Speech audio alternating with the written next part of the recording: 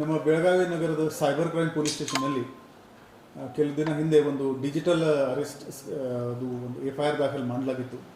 ಅದರಲ್ಲಿ ಒಂದು senior citizen 15 ಕೋಟಿ ಅವ್ರದ್ದು ಲಾಸ್ ಆಗಿದೆ.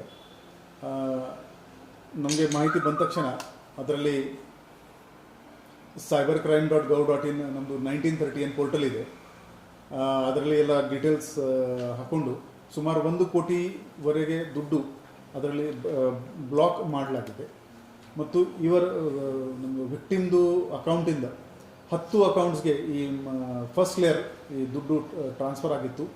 ಅದರಲ್ಲಿ 2 ಅಕೌಂಟ್ಸ್ ಹೈದರಾಬಾದ್ ಬೇಸ್ಡ್ ಇದೆ, ಅಹಮದಾಬಾದ್ ಬೇಸ್ಡ್ ಒಂದು ಇದೆ, ಕೋಲ್ಕತ್ತಾದಲ್ಲಿ 2, ಗುವಾಹಟಿನಲ್ಲಿ 1, ಹರಿಯಾಣನಲ್ಲಿ 2 ಮತ್ತು ದಿಲ್ಲಿನಲ್ಲಿ 2. ಈ ಥರ 10 ಅಕೌಂಟ್ಸ್ನಲ್ಲಿ 15 ಕೋಟಿ ರೂಪಾಯಿ ಹೋಗಿತ್ತು. ಹೈದರಾಬಾದ್ನಲ್ಲಿ ನಾವು ಇಮಿಡಿಯೇಟ್ಲಿ ಒಂದು ಎನ್ಕ್ವೈರಿ ಮಾಡಿದ್ದೀವಿ. ಅದರಲ್ಲಿ 2 ಆರೋಪಿ, ಶ್ರೀಪಾದ್ ನಾಯಕ್ ಮತ್ತು ಶರದ್ ನಾಯಕ್, ಇವರು ಒಂದು ಅಲೆಕ್ಸಿನಾ ಟೆಕ್ನಾಲಜಿ ಪ್ರೈವೇಟ್ ಲಿಮಿಟೆಡ್ ಅಂತ ಶೆಲ್ ಕಂಪನಿ ಥರ ಓಪನ್ ಮಾಡಿದರು. ಆ ಕಂಪನಿ ಅಕೌಂಟ್ನಲ್ಲಿ 2 ಕೋಟಿ ದುಡ್ಡು ಹೋಗಿತ್ತು. ಅದರಿಂದ ಇನ್ನೂ ಮತ್ತು ಸುಮಾರು ಅಕೌಂಟ್ಸ್ಗಳಿಗೆ 300ಕ್ಕಿಂತ ಜಾಸ್ತಿ ಅಕೌಂಟ್ಗಳಿಗೆ ದುಡ್ಡು ಟ್ರಾನ್ಸ್ಫರ್ ಆಗಿದೆ. ಈ ಇಬ್ಬರಿಗೆ ದಸ್ತಗಿರಿ ನಮ್ಮ ಸೈಬರ್ ಕ್ರೈಮ್ದು ACP ಮಂಟೂರ್ ಮತ್ತು PI ಶ್ರೀಶೈಲ್ ಗಾಬಿ ಇವರಿಗೆ ಸಿಕ್ಯೂರ್ ಮಾಡೋಕ್ಕೆ ಯಶಸ್ವಿ ಆಗಿದ್ದಾರೆ. ಅವರಿಂದ ವಿಚಾರಣೆ ಮಾಡಿದ್ದೀವಿ. ಅವರು ಇನ್ನೂ 2 ಆರೋಪಿದು ಹೆಸರು ಹೇಳಿದ್ದಾರೆ.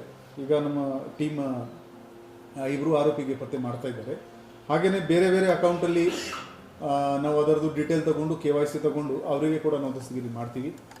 ಮತ್ತು 10 ಕೋಟಿ ಮೇಲ್ಗಡೆ ಯಾವುದೇ ಕೇಸ್ ಡಿಜಿಟಲ್ ಅರೆಸ್ಟ್ನಲ್ಲಿ ಇದ್ದರೆ ಅದು CBI ತನಿಖೆ ಮಾಡಬೇಕು ಅಂತ ಸುಪ್ರೀಂ ಕೋರ್ಟ್ದು ಆದೇಶ ಇದೆ. ಅದರ ಪ್ರಕಾರ ಪತ್ರ ವ್ಯವಹಾರ ನಡ್ತಾ ಇದೆ. ಬರುವ ದಿನಗಳಲ್ಲಿ CBI ಅವರು ಈ ಕೇಸನ್ನು ಟೇಕ್ ಓವರ್ ಮಾಡ್ತಾರೆ. ಅಲ್ಲಿವರೆಗೆ ನಾವು ಈ ಫಸ್ಟ್ ಲೇಯರ್ ಅಕೌಂಟ್ ಆರೋಪಿ ಯಾರ್ಯಾರಿದ್ದಾರೆ ಅವರಿಗೆ ಕೂಡ ನಾವು ದಸ್ತಗಿರಿ ಮಾಡ್ತೀವಿ. ಬೆಳಗಾವಿ ನಗರದಲ್ಲಿನೇ ಹೋದ ಕೆಲವು ವರ್ಷಗಳಲ್ಲಿ ಸುಮಾರು 2900 ಮ್ಯೂಲ್ ಅಕೌಂಟ್ಸ್ ಆಪ್ರೇಟ್ ಆಗ್ತಾ ಇದೆ. ಕೆಲವರು ಅಮಾಯಕ್ಕಾಗಿ ಅವರ ಅಕೌಂಟ್ ಕೊಟ್ಬಿಡ್ತಾ ಇದ್ದಾರೆ. ದಯವಿಟ್ಟು ಈ ಥರ ಯಾರು ನಿಮಗೆ ಪರಿಚಯದವರು ಇದ್ದಾರೆ ಯಾವುದೇ ಕಾರಣಕ್ಕೂ ನಿಮ್ಮದು ಬ್ಯಾಂಕ್ ಅಕೌಂಟ್ ಕೊಡಬೇಡಿ.